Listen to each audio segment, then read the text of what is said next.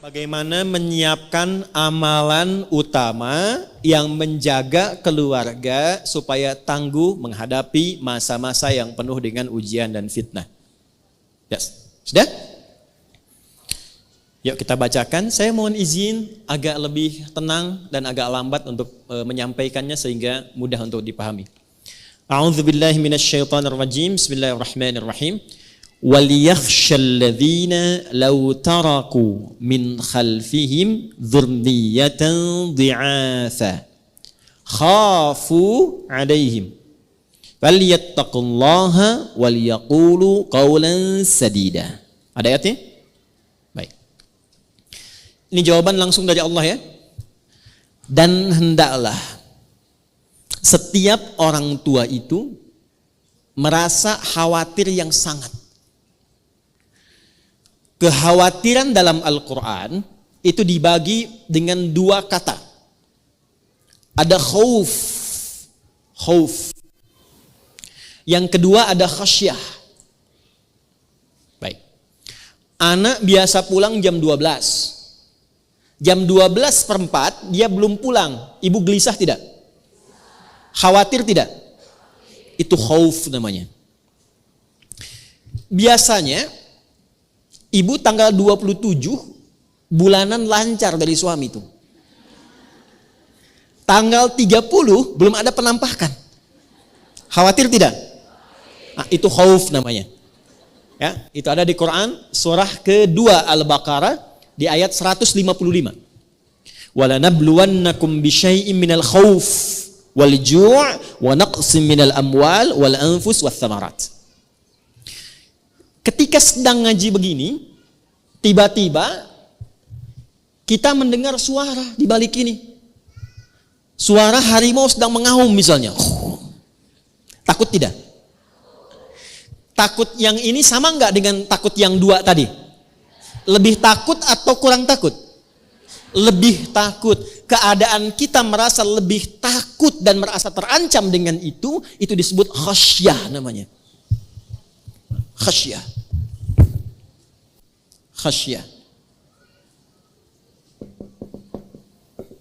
Ya. Sudah? Saya kembalikan. Di dalam Al-Quran, kekhawatiran orang tua itu terhadap anak tidak digambarkan dengan khauf, tapi menggunakan kata khasyah.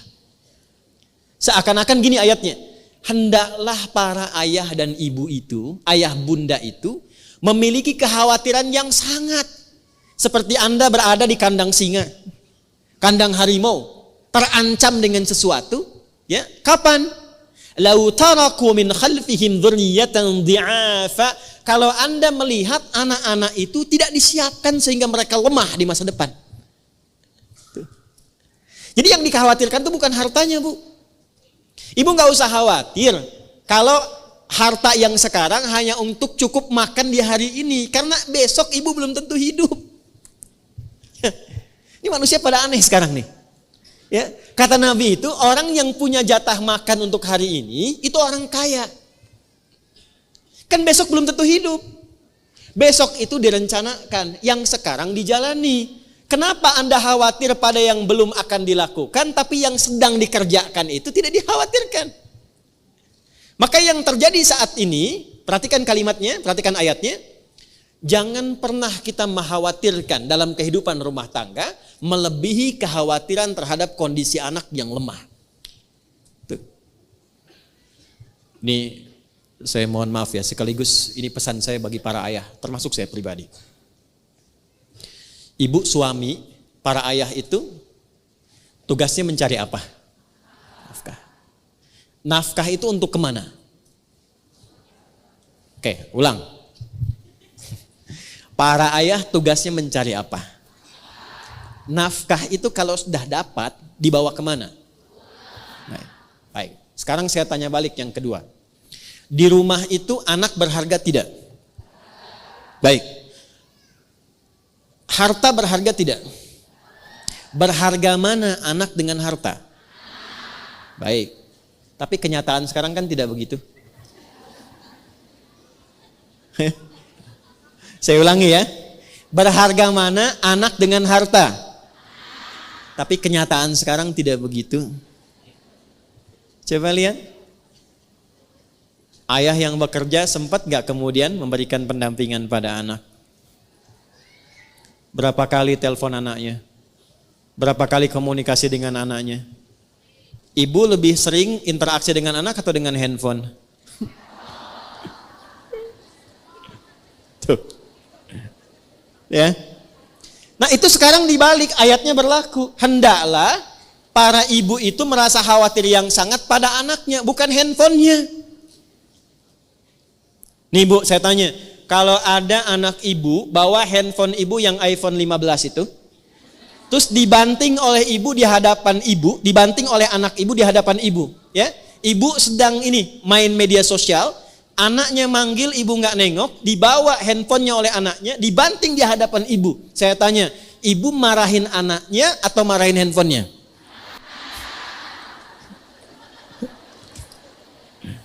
Tuh. Nah ayat ini berlaku sekarang. Katanya Anda mencari harta itu untuk memberikan fasilitas pada anak. Sekarang Allah berikan harta, tapi Anda gunakan perhatian kepada harta melebihi anak. Oke, yang kedua, ada seseorang punya kambing dan punya anak satu. Anaknya sakit, lantas dia bawa kambingnya ke pasar. Dia katakan, saya mau jual kambing ini Pak. Kata pembeli, kenapa dijual? Untuk biaya obat anak saya yang sakit. Kejadian kedua, ada orang punya kambing, punya anak. Lalu anaknya dibawa ke pasar. Disampaikan pada penjual, saya pengen jual anak saya Pak. Kenapa? Karena kambing saya sakit. Menurut ibu, yang benar itu yang pertama atau yang kedua? Tapi realitasnya sekarang terjadi berbeda. Perhatikan. Sekarang orang tua lebih memilih untuk menuntaskan pekerjaan sosialnya dibandingkan memberi perhatian pada anaknya. Karena itu kalau ada anak tumbuh dewasa dan abai pada orang tuanya, tolong jangan salahkan mereka dulu, istighfar dulu. Istighfar. Ibu kenal Nabi Ibrahim? Ayo bilang kenal, saya pulang. Anak Nabi Ibrahim yang pertama siapa? Ismail. Saya kasih pertanyaan, kalau benar saya kasih hadiah pertama 100.000 dulu. Ya, daripada pinjam 100 kan, lebih baik ngasih. Dah, Nabi Ibrahim punya anak pertama kan, namanya siapa? Ismail. Ini yang jarang saya orang tahu. Yang tahu langsung angkat tangan saja. Istrinya Nabi Ismail namanya siapa? Ya? Salah. Salah. Salah. Shhh, waktu habis. Jawaban yang benar, Bumail.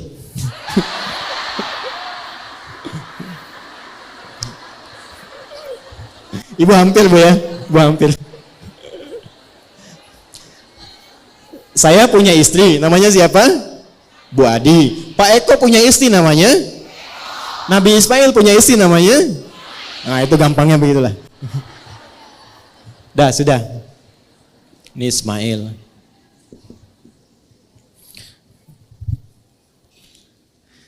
Ayahnya siapa?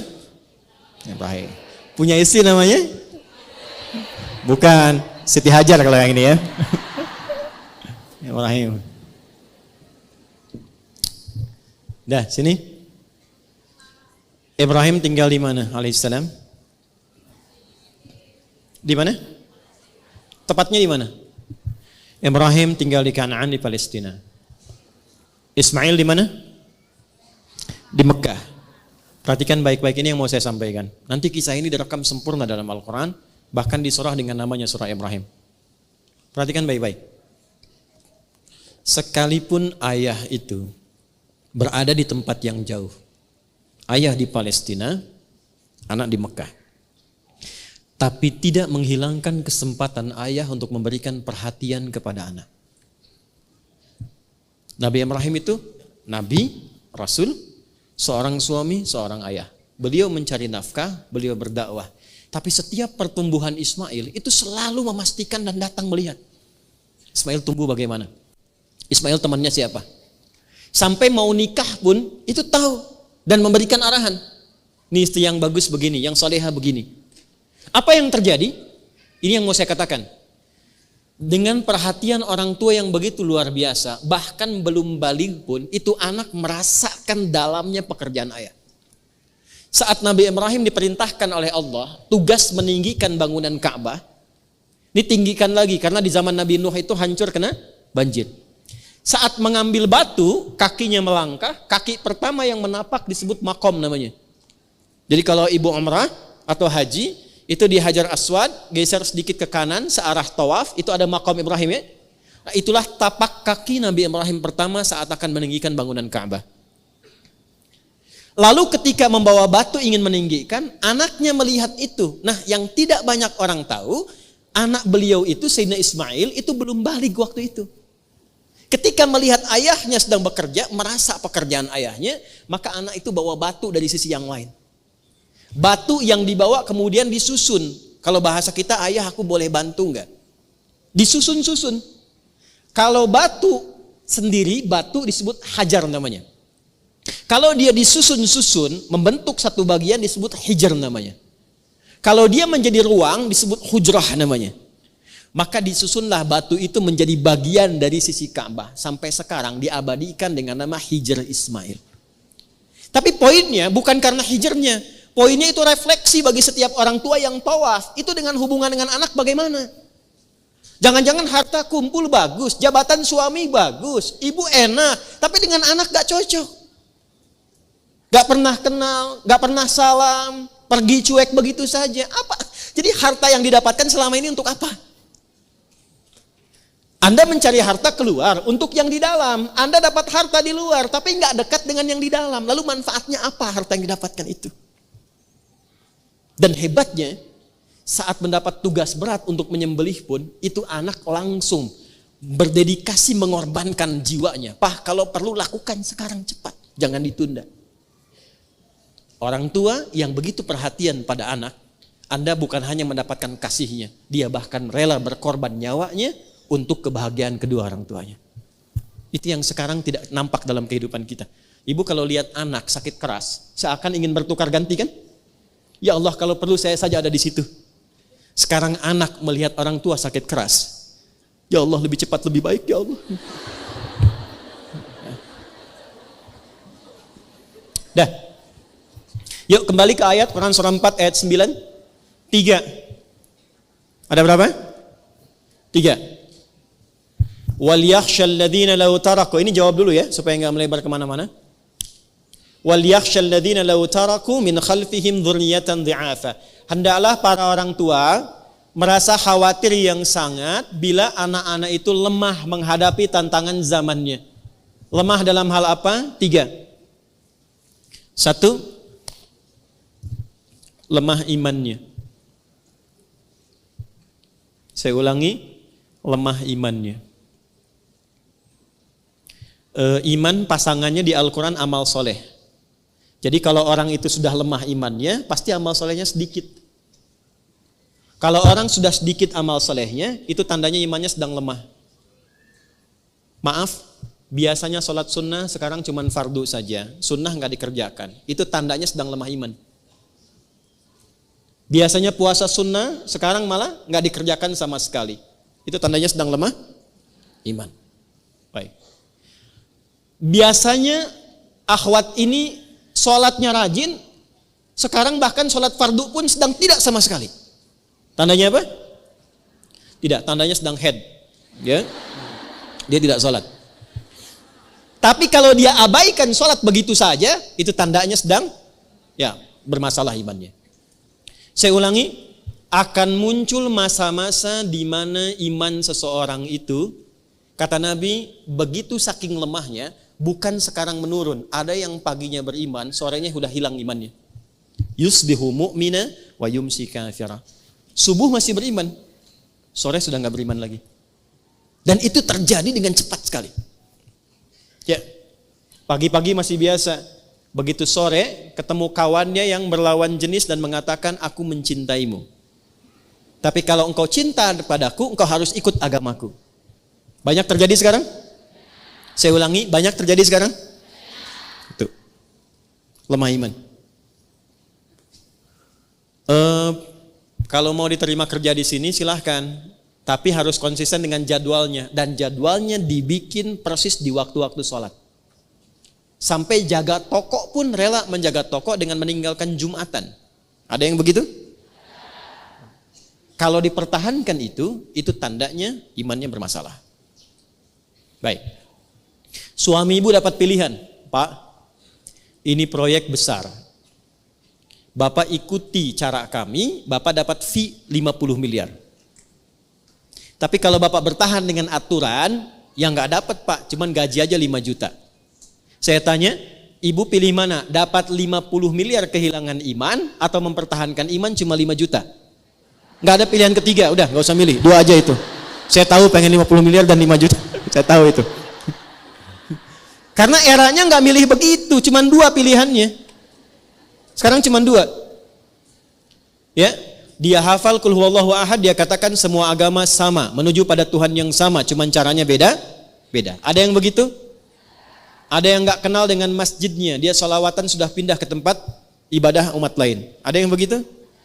Nah, tandanya sudah muncul. Kata Allah, kalau orang tua sudah mendapatkan yang seperti itu eranya, mesti khawatir lebih dalam kepada anaknya dibandingkan dengan masa-masa biasa. Lemah iman.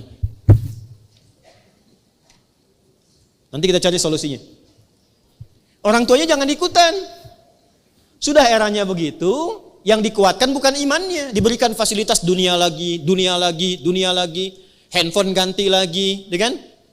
Ya, mobil ganti lagi, motor ganti lagi. Tapi nggak dilihat gimana sholatnya, gimana baca Qurannya. Ya, ibu kalau ada kebakaran sedang melanda dan kita berlindung supaya tidak terjadi demikian. Ini contoh saja. Ada kebakaran terjadi, anak ibu tertidur di kasur. Ibu apakan? Bangunkan. Dan dia mengatakan, "Mama, nanti aja nggak enak." Ibu paksa dia keluar atau tidak? Kenapa? Takut terbakar. Panas gak apinya? Nah, saya mau kasih tahu dari sekarang, neraka itu lebih panas. Dan saat sudah tiba waktunya, udah nggak ada kesempatan lagi. Ibu nggak bisa berkata begini, "Ayo cepat di depan neraka." Nggak bisa. Kalau waktunya sudah tiba, udah selesai. Tidak akan bisa menggantikan setiap posisi. 2, lemah ilmu.